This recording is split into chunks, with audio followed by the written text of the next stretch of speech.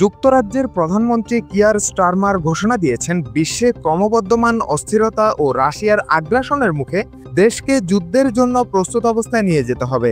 নতুন প্রতিরক্ষা কৌশলের অংশ হিসেবে তিনি 12টি আক্রমণাত্মক সাবমেরিন নির্মাণের পরিকল্পনা ছাড়াও পারমাণবিক অন্যান্য অস্ত্রের ক্ষেত্রে বিলিয়ন পাউন্ড বিনিয়োগের ঘোষণা দিয়েছেন।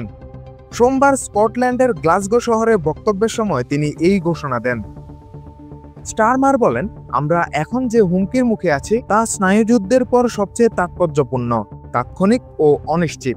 ইউরোপে যুদ্ধ, নতুন পারমাণবিক ঝুঁকি, প্রতিদিন সাইবার আক্রমণ এবং ব্রিটিশ জলসীমা ও আকাশে রাশিয়ার আগ্রাসনের প্রমাণ।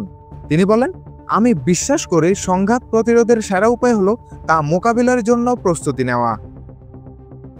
নিউ ইয়র্ক টাইমসের প্রতিবেদনে বলা হয়েছে, স্টারমারের এই ঘোষণা এমন এক সময় এসেছে যখন ইউক্রেন যুদ্ধ তীব্রতর হচ্ছে, যুক্তরাষ্ট্র ইউরোপ থেকে কিছুটা সরে আসছে এবং বিশ্বজুড়ে উত্তেজনা বাড়ছে। যুক্তরাজ্যের লিবারেল ডেমোক্র্যাট এমপি ও সাবেক সেনা কর্মকর্তা মাইক মার্টিন মন্তব্য করেছেন, এই কৌশল দেখায় যে যুক্তরাজ্য আর পুরোপুরি যুক্তরাষ্ট্রের উপর নির্ভর করতে পারছে না।